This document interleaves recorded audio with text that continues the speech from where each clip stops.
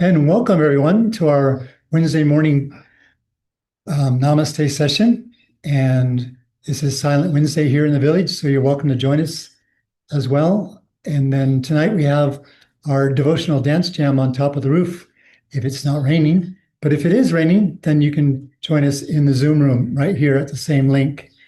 Um, yeah, so let's begin our session with Vicky and a special guest for today. Thank you, Chris. So that's at 8:30. Oh no, I'm sorry. It's at 9 o'clock New York time, Eastern Standard Time, wherever you are, your dance jam, right? And it is Silent Wednesday.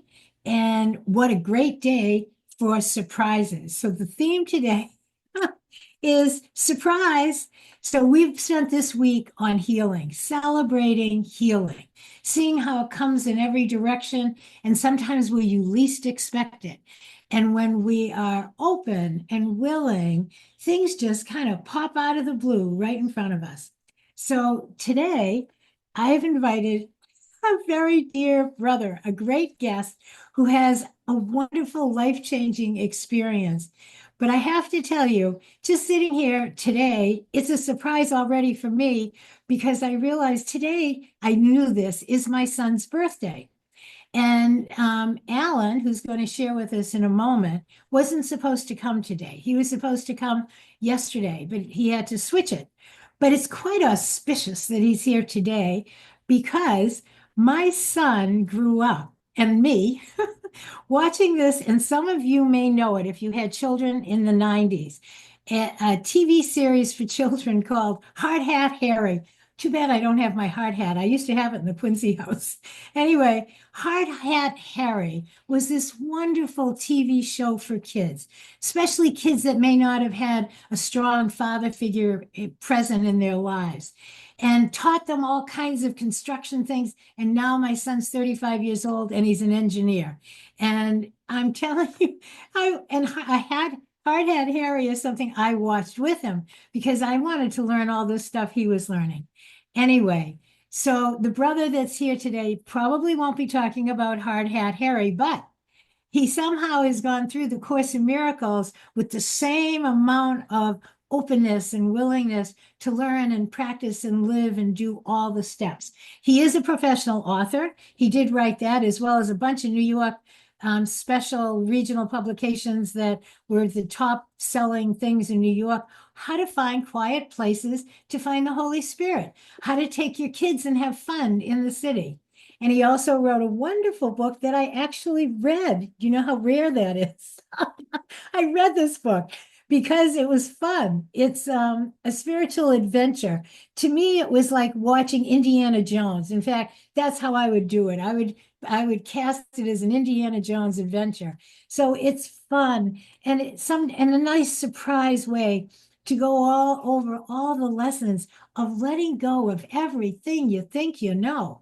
And that's what we're doing in the 50 days as well, letting everything go. What a relief to know we don't know anything, but we can ask, show me what is going on. If none of this is so, what is so? So, Alan, I met just a little while ago, actually. He's also writing a wonderful biography of Carol Howe. And many of you know Carol. She's a Course in Miracles teacher. She's been one of the original kind of founding family member. Very good friends with Bill Thetford. Don't forget to laugh. She wrote his biography. And now Alan has been invited to write Carol's. So it's just a blessing that Ellen, that you were invited and you're going to do that, and that you have a wonderful short story to share. And I don't want to take too much time because I want to leave you plenty of time because the Alan has an example that is so typical of an ordinary day turned extraordinary in a moment that changed his life. And many of us will identify with that and will continue to have those experiences more and more as we let everything, every day, be a surprise, welcome it with wonder, let go of everything we thought we knew, and just, show me. Show me. So, my dear brother, Alan, I'm going to pass it over to you. And thank you very much for coming. And thank you for coming other days as a guest. We see you here. And introduce you, Alan Ishak. Here he is. Hi, everybody. I do enjoy coming on whenever I can. It's falls at 11 o'clock in the east, so sometimes I'm already engaged, but I love coming and I love seeing you all. And after Vicky's introduction, I've decided I'm only going to be speaking about Hard Hat Harry. So no, Great. not actually. Yeah, I wrote The Mystic of the Muse, the book that Vicky showed you. The Muse is actually just a few blocks away. That's spelled Mews. A lot of people think it's Muse, which is fine with me.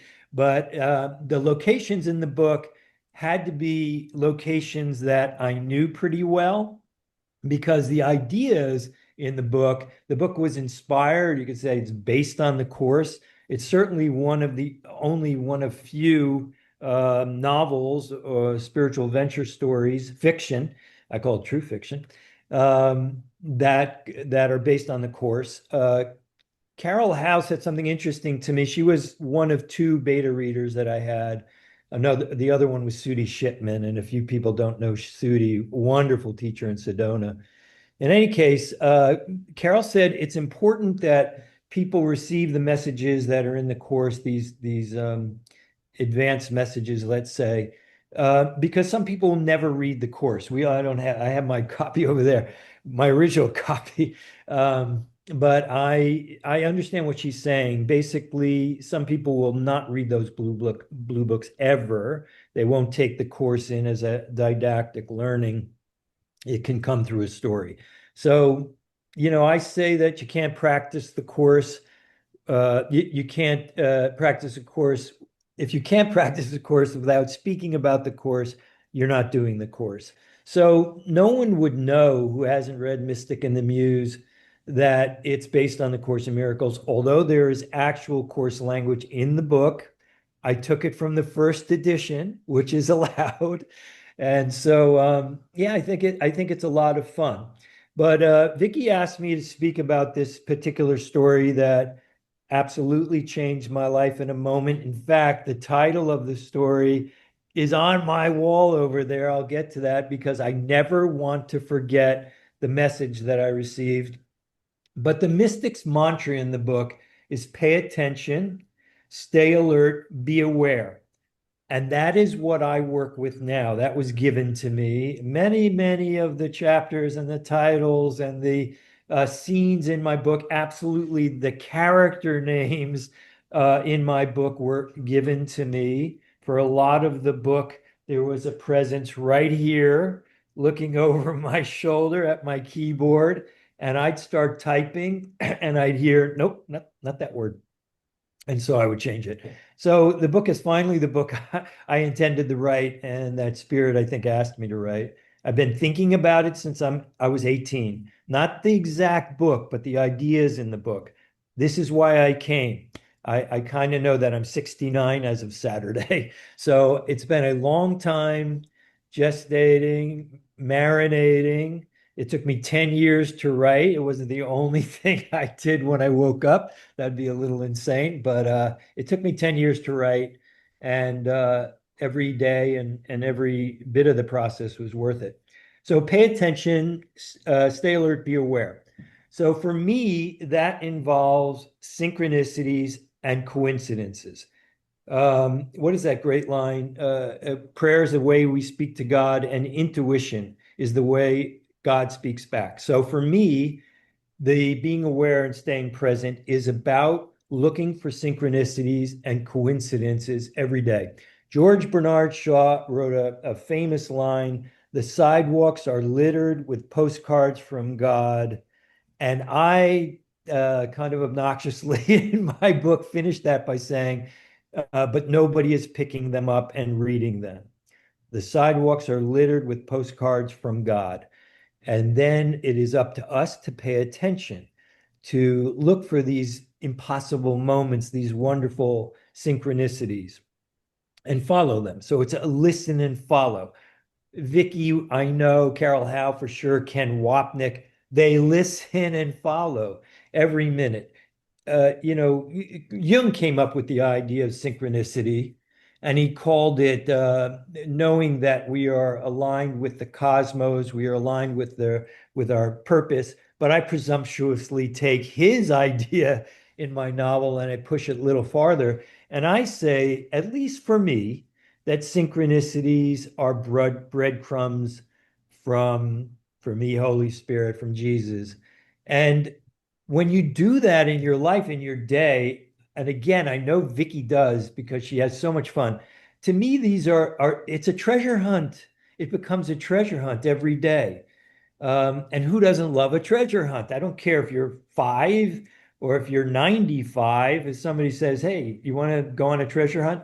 Nobody says no, and that's how I think life can be, and certainly the process of studying the course can be. Vicky and I have talked about this, like why has the spiritual path, the religious path forever been so serious? Why isn't it fun? George Lucas followed the hero's journey that Campbell talked about. And, it's this wonderful, every great story is that story of going through a challenge, and that's certainly in my book. I call it in some ways I call it a coming of spiritual age story. And so these wonderful stories, Wizard of Oz, Dances with Wolves, certainly Star Wars, which I'm obsessed about, and I'm sure Vicky's son is as well. These are all the same story. And Helen and Bill's story was the same as well. They had a crisis. They couldn't tolerate what they were doing just uptown here, working at Columbia Presbyterian in the psychology department. And Bill said, there's got to be another way. They went into that dark place.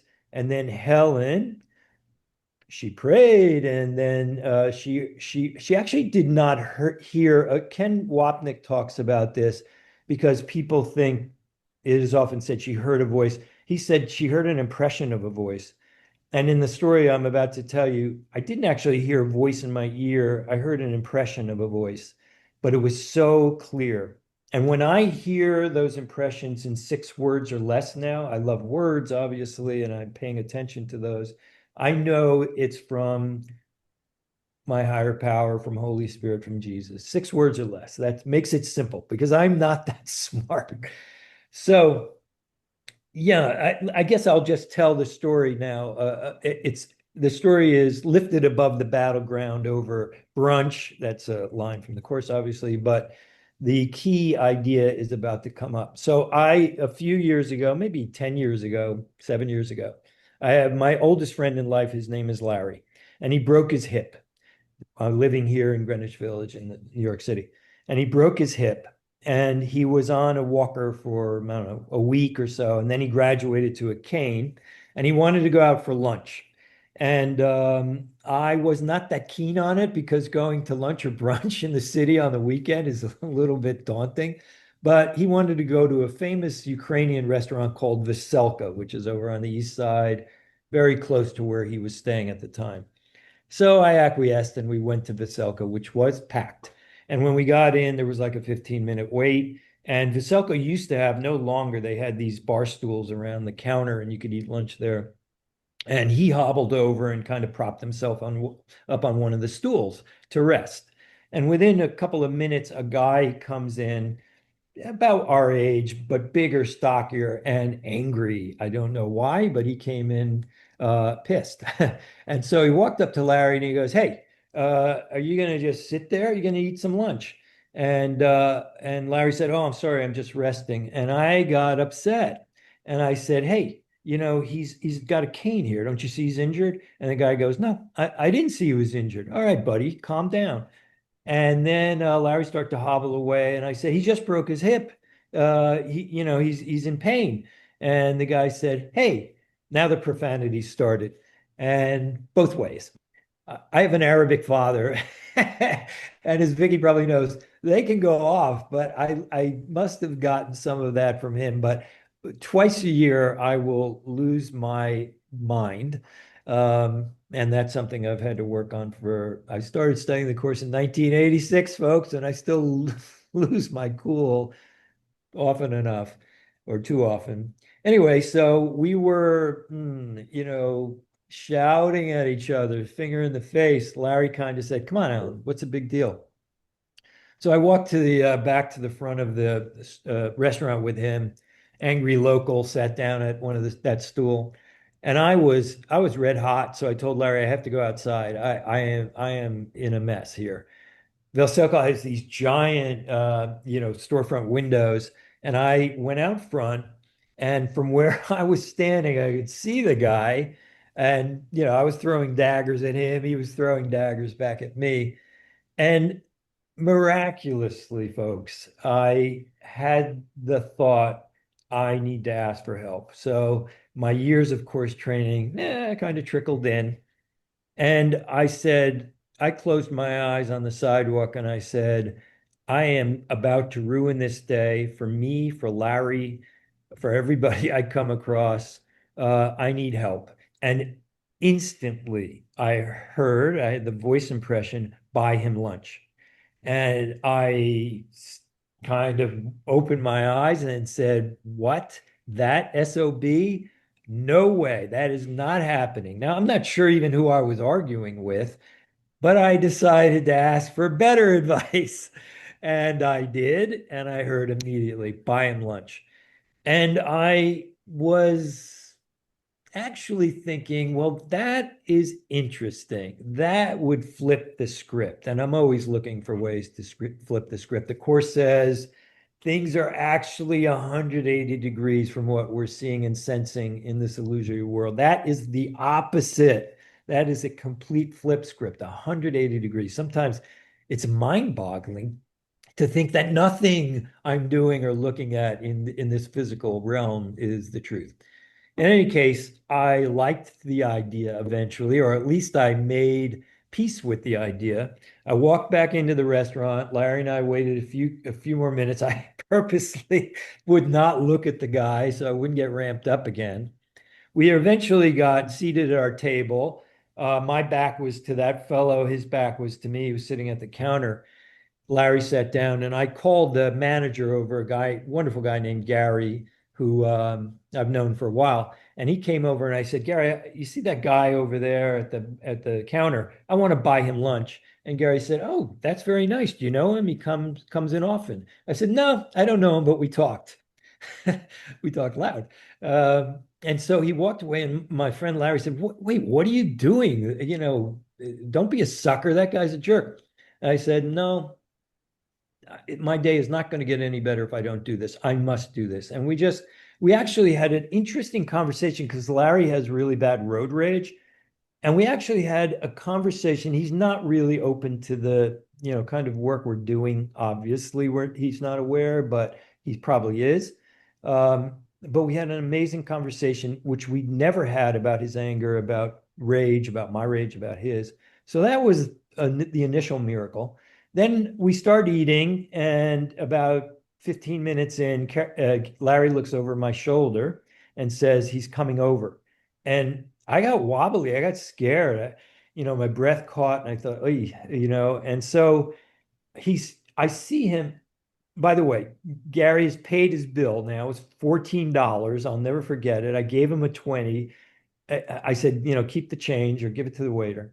So I see the guy coming over, and I look at him and he's looking kind of perplexed at me. And he walks over and he puts out his hand and he said, that was a classy thing to do. Wow. He said, you're a classy guy. I stood up, shook his hand. I stood up and I said, I actually think I took it too far. And he said, no, I took it overboard. It was me. Now, this is a miracle because everybody, and then by the way, my friend Larry is a cartoonist, an amazing cartoonist. And this guy starts talking to Larry, and he knew what is that famous Dido, or there's a famous cartoon, I can't remember, Dilbert. And he knew the cartoonist who did Dilbert and Larry, and he started talking. And then the guy says, I'm a writer. I'm a writer. He was a friendly guy. He was a lovely guy. And he talked for another 2 minutes, and then he said, well, That was a real New York moment, and I will never forget it. And he walked out the door, and I have no idea if he just, dematerialized and just, I've never seen him again. Um, and I go there frequently. Apparently he did. But what the beauty of the story is that I believe that everybody was involved was lifted above their own battleground. The waiter, Gary, my friend Larry, this fellow, I don't know what he'll do with that story, but for me, I've written about it. It was published in Miracles Magazine. I've told it many times. I stuck it on my wall. That is buy 'em lunch. I had an artist friend paint that on the wall. It's like in a thought bubble because that's sort of how it came to me, but I never want to forget it. Now, here is the key to the story, and this is what Vicky was referring to earlier. The story is not about buying anybody lunch. And I've told the story many times. I've told it to a lovely woman who's actually a course beginner. And she called me a day later and she said, Alan, I bought somebody lunch. And I didn't explain to her at that moment that that is not what the story is about. The story is about the forgiveness process that's in this course. The story is about me catching that I was off the rails and asking for help. That is, as Ken Wapnick says, that is the hardest of the three steps in the forgiveness process, is recognizing that I am completely operating from the ego's thought system. So, so the story is about listening and following. The story is about asking, asking, and asking. Ken Wapnick says every minute of every day. And what I love about that is that if we ask, and if that is our mission every day, to listen and follow, then everybody on the planet, 7.8 billion people, have access to exactly the same source as we do, obviously, no matter what your race, no matter what your color, no matter what your culture, no matter what your religion. We all have the ability at whatever strata we talk about, and that doesn't exist, obviously, to listen and follow. And then we will be guided as my little ripple on a great ocean, as one of the 7.8 billion rays of sunshine. We will be led to do what we need to do on the path to get home. And so the story is about listening and following, and that is what I've been trying to speak about.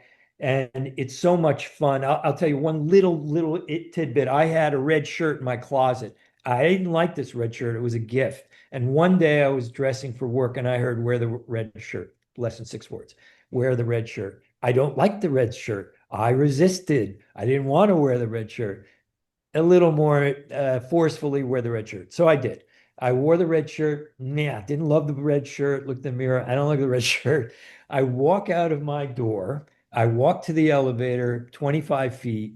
The elevator comes. There's a woman in there I'd never seen. I walk in and she goes, "What a great shirt." Now, it was not about the red shirt. It was about that engagement. It was about that meeting. I have never seen her again. She said she was a resident.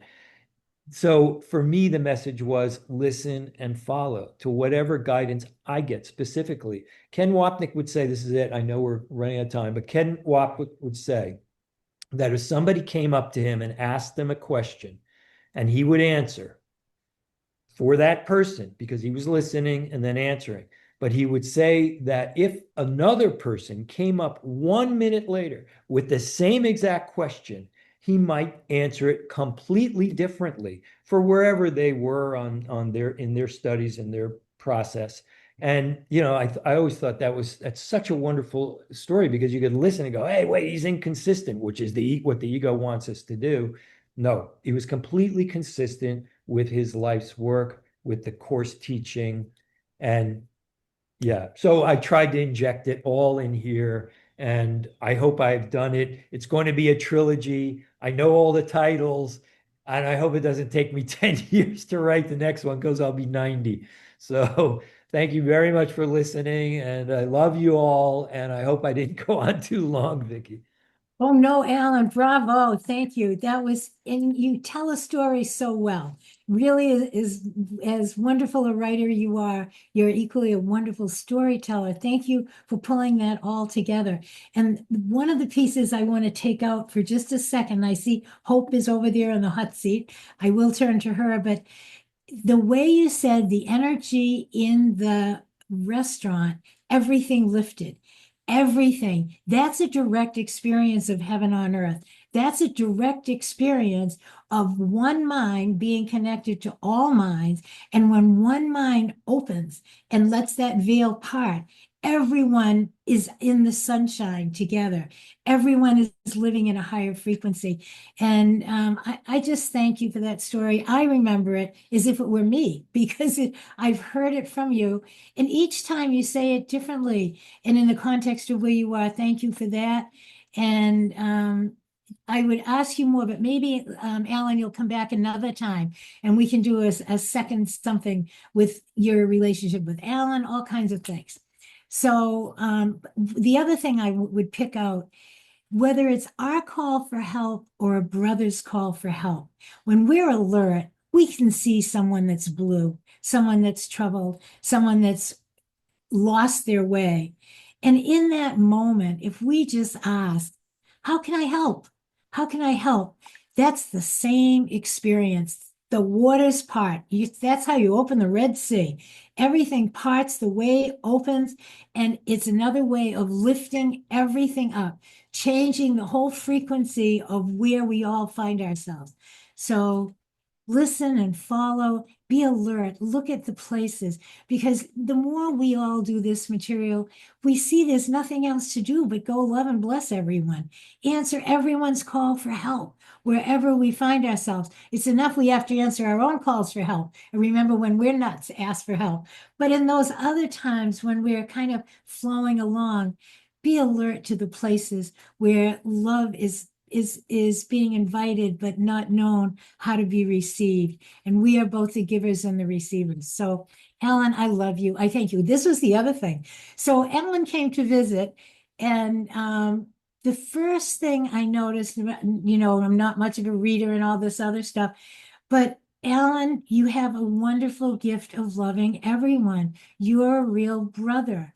And very often you find someone with that energy living in community somewhere. They've been living in ashrams or some kind of communities for all their lives, because that's how their energy just is naturally an energy of love and brotherhood. And you live in New York City. Alan lives in Teddy's old neighborhood in the Village. And, that's not an ashram, but it is in a sense. It certainly is in another sense. But you have that same warmth and total lovingness with everyone. I could hear it in conversation. I could feel it in your presence. So I want to thank you for that. And just thank you for coming, and thank you, everyone. And I'm going to turn it to you, Hope. And Jet had made a wonderful remark, Hope, for you. He said, her name isn't right. It's not Hope. She's love fulfilled. So Oh, we're not hoping for love. thank you, Dad. Oh, I love that story. That is so amazing.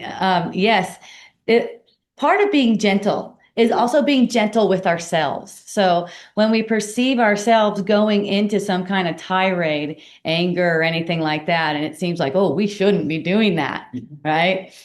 To be gentle with ourselves and just be in that state of, how can I be helpful now? Right now, how could I be helpful? And being open to whatever that is and watching the shift. When it comes to healing, we don't do the healing. All we do is be willing to forgive. And the healing takes place on its own. That's where fear is abolished and love is accepted. And that's what happened there, is that love was being accepted. There's nothing else for us to do. We don't have to try to make miracles. All there is to forgive in the moment. And what that looks like is taking whatever kind of upset feeling, and this is for me the most effective part of A Course in Miracles for forgiveness, is I'm not upset for the reason I think. So in that way, I can't take off running with this thought about why I'm upset. It'll tell you, well, you're upset because of this. This person did this to you. This person victimized you. In this case, it seemed like his friend was a victim. His friend was injured and shouldn't wait and stuff like that. So it seems like he's a victim. So I'm not upset for the reason I think brings me back to how can I be truly helpful instead of trying to convince people that someone is a victim. Also, anything that says something is unfair. Can I be unfairly treated? No, I can't be unfairly treated. That cannot occur. So when a perception comes up that I have been unfairly treated, that's the forgiveness opportunity. And that could even be, let's say, something big like the government. Let's say the government garnished your wages or something like that. I actually had an experience like that before. And I was relating it with a friend, and the friend all of a sudden got, oh my God, this is horrible that they're doing that to you. I'm like, no. I set it up like this. I'm happy about it. You are, but they're taking $35,000 from you, which you should have because your house went under the lava. And I'm like, no, I made that too, and it's like, you feel it in your body's energy field. You feel it that it's a blessing, and you get more gratitude that way. You end up being grateful as a habit. Right? So whatever seems to happen, it's like, oh, you just go back to gratitude. There's a shock at first. Oh, I wasn't expecting that. But then the habit is to come back to gratitude if you practice that way. And that's what A Course in Miracles really helps with. If you go through those lessons every single day, you start to realize that, oh, I could have everything I want. I could have a happy, good day every single day, all day long, if I choose it. Not only that, but I could bring everyone else with me in this same sphere. I don't have to leave anyone behind. It's not like, oh, well, they're just a grumpy person. No, I made the grumpy person to give me a forgiveness opportunity, not to show me that I'm guilty. It's not like that. That's so common for people. It's like you hear this, what I perceive I made, so I should be perceiving everything roses. No, I welcome that. I just got through living with someone who was very reactive, constantly in a state of something's unfair, blaming. And my door was right next to her like this. I was like, this is perfect for me. I love this. Yeah. And in that, I could see the transformation in her and the people around me, and people getting happy. And that's really what the Lord wants for everyone. His will for us is perfect happiness. So hooray, everyone. Thank you, Hope. Thank you, Chris. Tonight is the Dance Jam, 9:00 New York time. The 50-day birthday party prayer, 2:45 on this Zoom. Thank you for those that come. Linda has turned a corner and she sends her love. She gave a beautiful blessing prayer yesterday. And I love you all. And Chris, go ahead. Here we go. Only love, only God, only now. Yay! Namaste. Thank you, Alan. Thank you, everybody. Thank you.